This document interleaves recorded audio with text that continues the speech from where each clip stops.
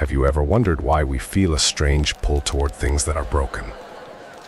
Logic tells us to throw them away.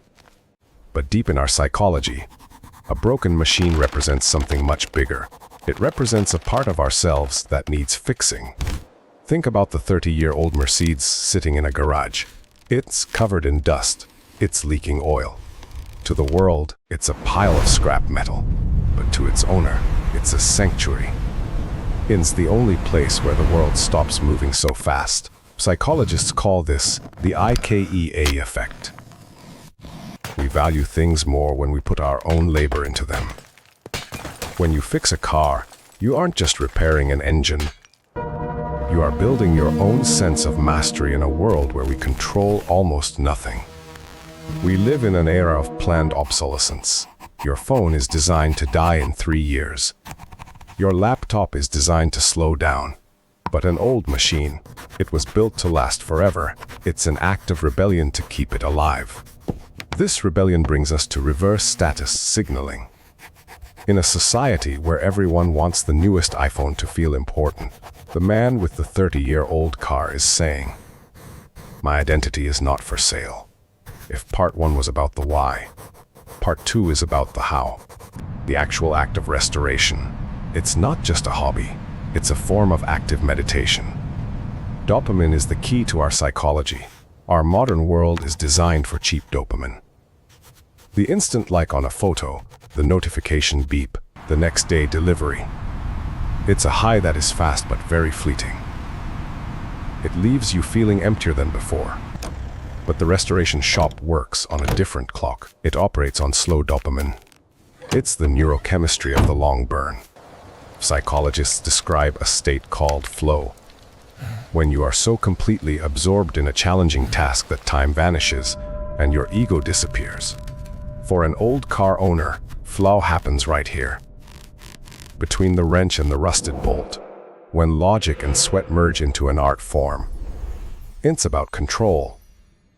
In our modern lives, we often feel like tiny gears in a giant, invisible machine we can't control.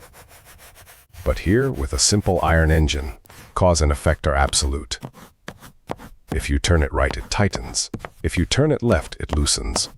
It's simple, predictable, and deeply satisfying. And then there's the final ghost nostalgia. We aren't just fixing a machine.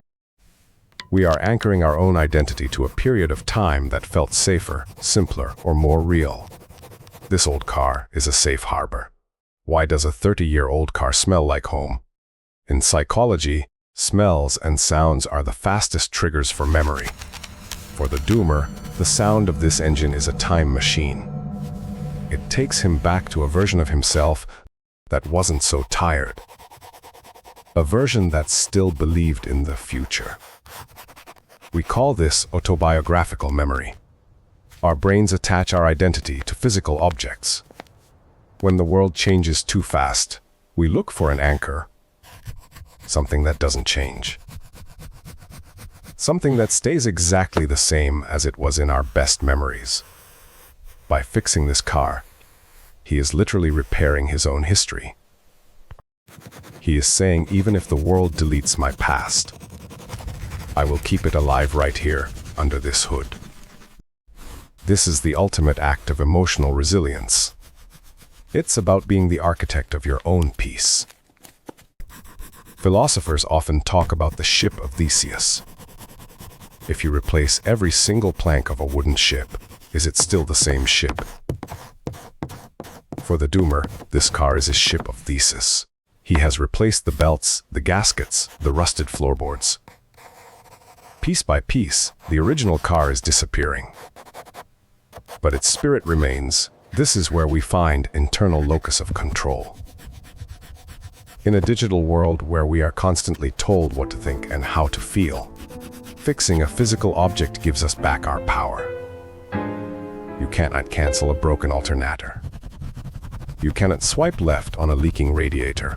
You have to face the problem, understand it, and solve it with your own hands. This builds a type of mental toughness that modern comfort has stolen from us.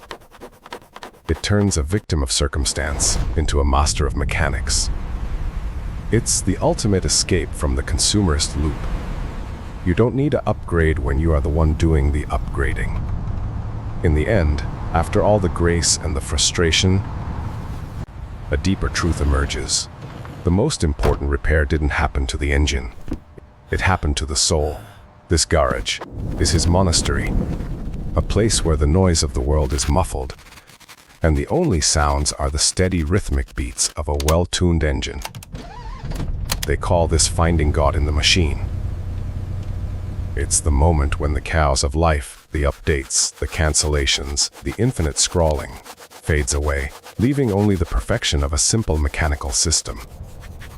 A valve opens, a piston moves. There is a geometry of stillness here, a divine order in the rust and the steel. By preserving this car, he has preserved himself. A core immutable identity that cannot be cancelled or updated by any corporate algorithm. His history is etched into every scratch, every chrome reflection. This car is not a source of status or validation. It is a tool for finding meaning in a meaningless world. They are holding on to a feeling that nothing else in this world can replace. Think differently. In the 21st century, we live behind glass. We touch screens, we swipe pixels, we click buttons that don't move. Everything is smooth, frictionless, and empty. This is why the garage feels like a different dimension. Here, reality has a texture. It's cold steel. It's the smell of burnt oil. It's the resistance of a rusted bolt. Psychologists call this tactile grounding. When your mind is spinning with digital anxiety, touching something heavy and real brings you back to earth. You can't refresh an engine. You can't delete a mechanical failure. You have to be present. You have to use your muscles, your senses, and your patience. In the garage, the Droomer isn't just a consumer. He is a participant in the physical world. He is reclaiming his sense of touch from a world that wants him to be a ghost in a machine. Ask any owner of an old machine, and they will tell you the same thing. The car has a personality. It has moods.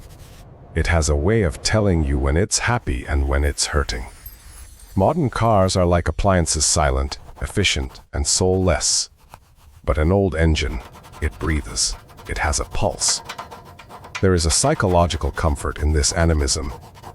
We project our own feelings onto the machine, and in return, the machine gives us a sense of companionship. When the Droomer talks to his car while trying to start it on a cold night, he isn't crazy. He is engaging in a deep emotional exchange.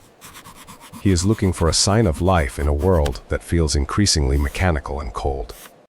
He fixes the car, and in return, the car reminds him that he is still alive. If you're still listening to this voice, it means you are among those few who know how to find peace in this noisy world. Inside all of us, there is an old memory that still breathes. So, join me on this journey. Subscribe our channel.